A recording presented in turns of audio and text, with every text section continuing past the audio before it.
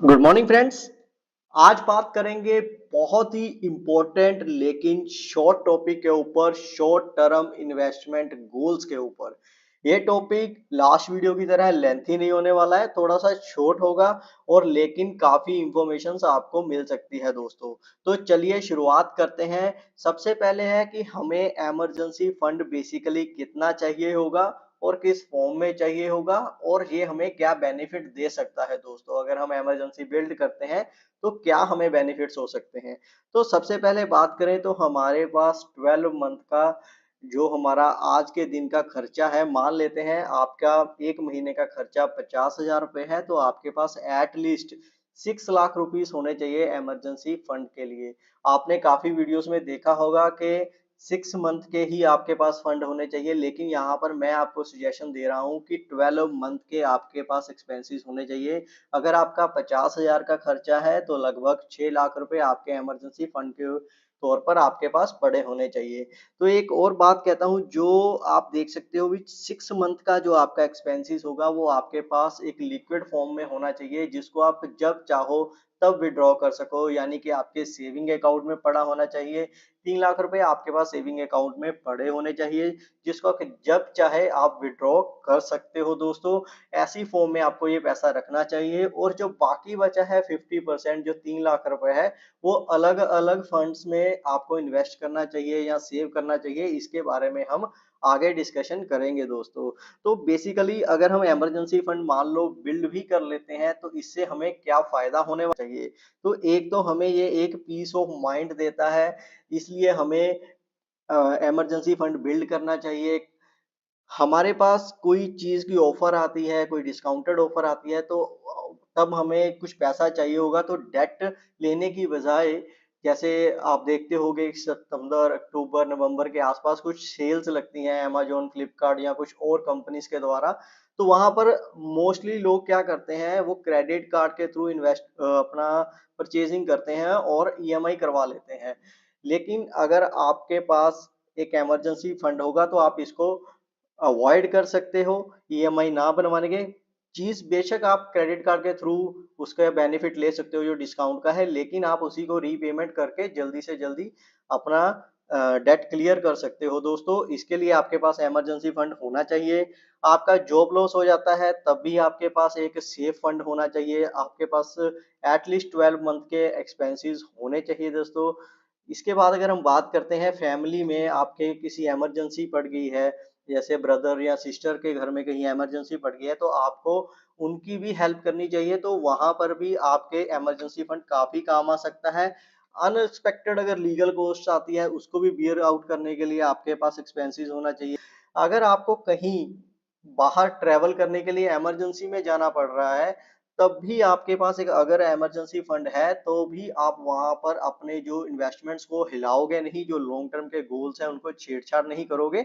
अपने emergency fund से पैसा निकालोगे और वो वाला अपना जो काम है वहां पर आप करके आ जाओगे दोस्तों। इसके लिए भी आपको इमरजेंसी फंड रखना चाहिए दोस्तों। तो इसके बाद अगर हम बात करते हैं तो वो बात होगी ऐसे शॉर्ट टर्म गोल्स जिसको कि हम प्लान करके अचीव कर सकते हैं। मान लेते हैं आपके पास इंश्योरेंस ली हुई है आपने, हेल्थ इंश्योरेंस है, टर्म इंश्योरेंस है, जिनके की आपके रिन्यू आते रहते हैं हर साल।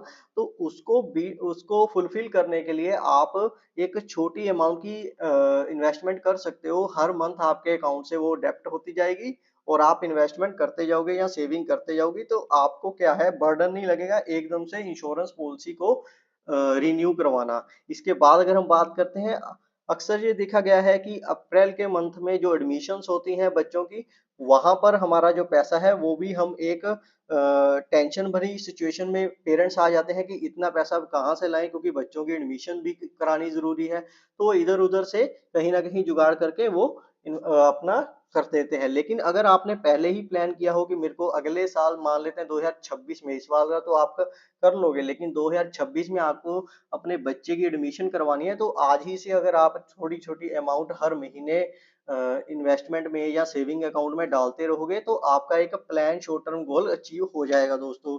आपकी गाड़ी की रिपेयर होती है, उसके लिए आप थोड़ा-थोड़ा पैसा रोज़ की तरह आप इन्वेस्ट कर सकते हो या सेव कर सकते हो। इसके बाद कोई त्योहार आते हैं, जैसे रक्षाबंधन आता है, ईद आती है, वैसाखी आती है, तो ऐसे त्योहारों पे भी हमारा खर्चा होता है, दीपावली पे बहुत सारा खर्चा हो जाता है इंडियन फैमिलीज़ का, तो वहाँ पर भी हम शॉर्ट टर्म एक गोल बना कर के इतने अमाउंट का हम खर्चा होता है, उसके अकॉर्डिंग हमें पर मंथ इतना सेव करना चाहिए, तो वहाँ पर भी हम शॉर्ट टर्म गोल्स को अचीव कर सकते हैं।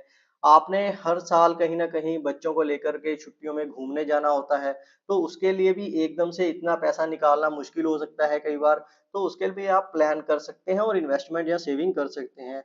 आपके कोई गोल है कि हमने ऑनलाइन कोई चीज़ खरीदनी है, नेक्स्ट ईयर खरीदनी है, कोई डेस्कटॉप खरीदना है, कोई गैजेट खरीदनी है, तो उसके लिए भी आप शॉर्ट टर्म इन्वेस्टमेंट या फिर सेविंग कर सकते हो, ताकि आपका जो गोल है वो अचीव हो सके दोस्तों।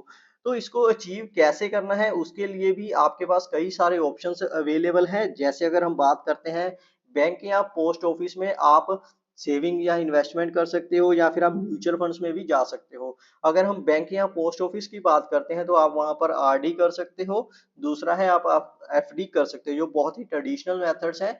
म्यूचुअल फंड्स में भी आपने सुना होगा कि हमेशा लॉन्ग टर्म के लिए इन्वेस्ट करना चाहिए। कम से कम आपका टाइम होराइज़न 6-7 साल का होना चाहिए। लेकिन कुछ ऐसे म्यूचुअल फंड्स होंगे जो आपको पहली बार पता लग रहा होगा कि ओवरनाइट, यानी कि 1 दिन के लिए आप म्यूचुअल फंड में इन्वेस्टमेंट कर सकते हो। ऐसे म्यूचुअल फंड्स भी आते हैं।